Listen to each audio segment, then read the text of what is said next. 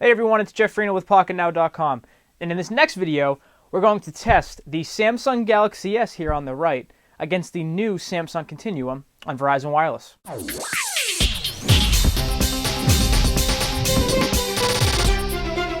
Alright, now because both of these devices are Samsung Galaxy S devices, they both feature the 1 GHz Hummingbird processor. One of the most talked about aspects of the Galaxy S line are its graphic capabilities. So one of the first things we're going to do is actually give you a gameplay test. We're actually going to try out Asphalt 5 on both these devices. Now pulling up the menu, we're going to just scroll right up to the Asphalt 5 icon, and we're going to launch them both here. Now, something to keep in mind, it is the trial version on the Continuum. The Galaxy S does come with the full version. The Galaxy S already had the full version running. Now, both these devices are set on automatic brightness. However, you may see a change or a fluctuation from time to time. So let's go ahead and press the quick race icon here.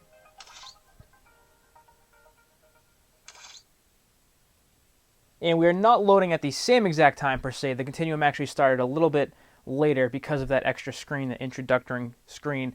But really what we want to do is just compare the frame rate, compare the polish, and the level of detail in the game itself. Okay, now they're both good to go.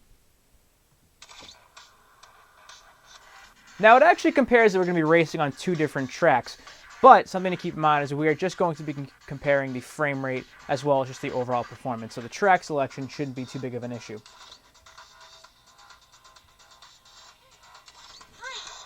2, 1. Now hopefully you can see this. We will zoom in a little bit. We'll just try and lean so we can see some of the detail here. I'm going to try and zoom in just a touch so you can actually see some of the detail. They're both performing extremely smoothly. Now one thing to actually see here is that the ticker screen on the Continuum is still displaying while this is all going on. So it has to be sucking some of the processor to actually power that screen, which may or may not be a good thing. We'll give both of these a boost real quick and see how the boost... Now the boost does actually work on the Continuum, but on the Galaxy S you actually get an effect, as you can see there.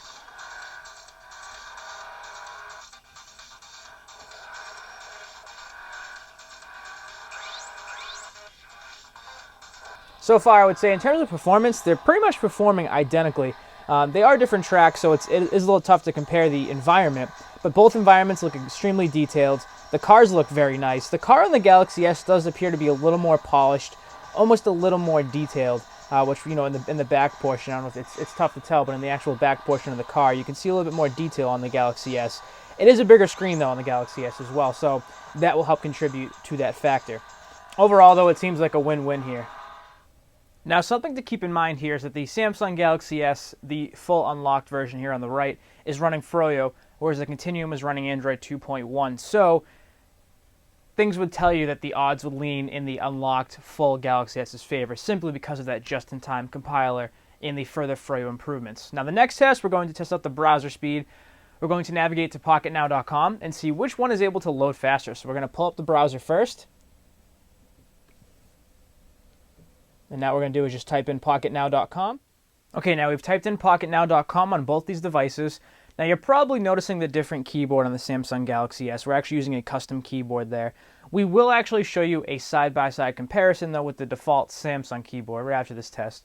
But for now, let's go ahead and press go, and we'll see which one is able to load Pocketnow.com faster.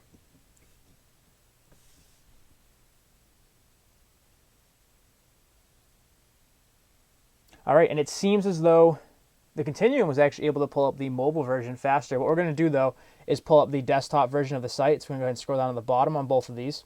And we're going to go ahead and select the desktop option. Let's go ahead and select that now. And wow, it looks like the Continuum is still going to win. It is definitely further along. However, they are kind of holding up toward the very end of that progress bar. All right, Continuum won. Ooh, and it looks like the Galaxy S just crashed. Ouch. Considering that it had Froyo and a better browser. Ouch. Now, something to keep in mind are these both have the same processor. The Galaxy S has more RAM than the Continuum, but they do have the same resolution. But, with that being said, there may be something involved with the Galaxy S here on the right having to actually fill the entire 4-inch screen, whereas the Continuum has that smaller screen, so that may contribute to that faster processing. Overall, though, we have to say that general navigation with the Continuum through the UI is very snappy. There seems to be a few hiccups here and there, and that's most likely because of the second ticker down here, the fact that it actually contributes some of its processor to power that ticker screen. Now next up, we're going to test the YouTube load speed. Now, something we haven't mentioned, these are both on the same exact wireless network, so there really is no speed difference with loading whatsoever.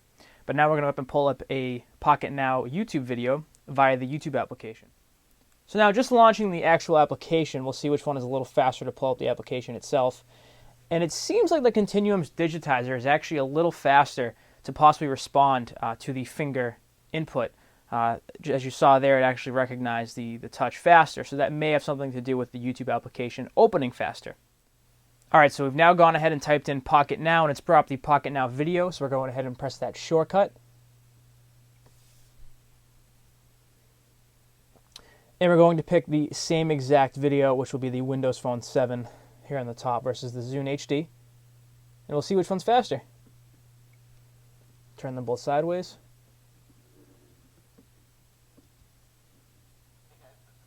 Alright, so it looks like the Galaxy S did pull this one up a little faster.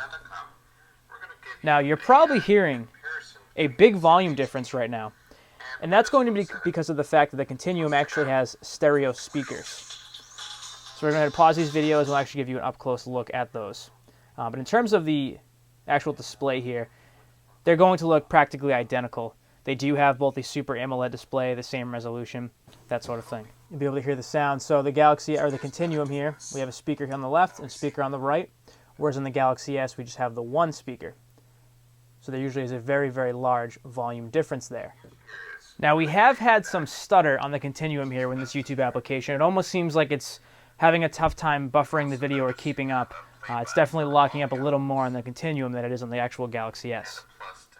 Alright, so we've now actually opened up the messaging application, so you can see the two differences in the keyboards, the default keyboards that Samsung and Android provide here. Now this is the Continuum keyboard here on the left, and this is the Samsung Galaxy S here on the right. Now as you'll see, the Galaxy S definitely has more space, and that's because of the larger 4-inch screen. But either way, the key setup is practically the same. You're going to have your voice input button.